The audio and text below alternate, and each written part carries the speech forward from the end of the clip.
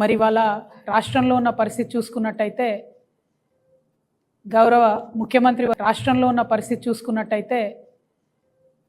గౌరవ ముఖ్యమంత్రి వర్యులు ఆయన పేరు అనుముల రేవంత్ రెడ్డి అని మనందరం కూడా చెప్పుకుంటున్నాం. కానీ ఆయన వ్యవహారం చూస్తుంటే మాత్రం రేవంత్ రెడ్డి అంటే అనుముల రేవంత్ రెడ్డి కాదు, ఆంధ్ర రేవంత్ రెడ్డి అనాల్సిన పరిస్థితి వస్తున్నది. ఎందుకోసం ఈ మాట చెప్తా ఉన్నామంటే తెలంగాణలో ఉండేటటువంటి బ్రాహ్మణ పరిషత్తుకి చైర్మన్ను వైస్ చైర్మన్లు ఇద్దరిని కూడా ఆంధ్ర ప్రాంతానికి సంబంధించిన వ్యక్తుల్ని ముఖ్యమంత్రి గారి పర్యవేక్షణలో కాంగ్రెస్ ప్రభుత్వం ఏర్పాటు చేయడాన్ని తెలంగాణ రక్షణ సేన చాలా తీవ్రంగా ఖండిస్తుంది. ఎందుకంటే మన తెలంగాణలో అనేక వేదాంగాలు చదివినటువంటి చాలా గొప్పనైనటువంటి బ్రాహ్మణులు ఉన్నారు, విద్వత్తు కలిగినటువంటి అనేక మంది మహానుభావులు ఉన్నారు.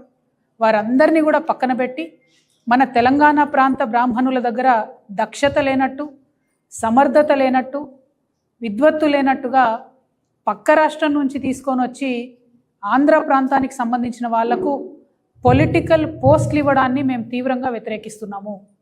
ఆంధ్ర ప్రాంతానికి సంబంధించినటువంటి అనేక మంది విద్వానులను మేము కూడా చేతులెత్తి మొక్కుతాం, నమస్కరిస్తాం, వారి పాదాభివందనాలు చేస్తాం. చాగంటి కోటేశ్వరరావు గారి గొంతు వినబడనటువంటి తెలంగాణ ఇల్లు ఉండదంటే అత్యోశక్తి కాదు.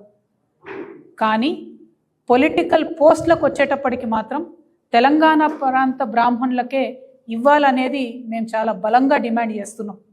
పైగా ఇప్పుడున్నటువంటి ఈ ప్రెసిడెంట్ గారు బసవరాజు శ్రీనివాస్ గారు, చైర్మన్ గారు, బ్రాహ్మణ పరిషత్ చైర్మన్ గారు కంప్లీట్గా తెలంగాణ ఉద్యమకారుల పట్ల ఇష్టం వచ్చినట్టుగా నోటి దురుస్తోని తెలంగాణ ఉద్యమకారులను గుడ్డలు కూడా తీసుకొడదామని చెప్పినట్టుగా వారందరూ కూడా బ్రాహ్మణ పరిషత్తుకు సంబంధించినటువంటి మెంబర్సే వచ్చి మా దగ్గర కంప్లైంట్ చేసినారు.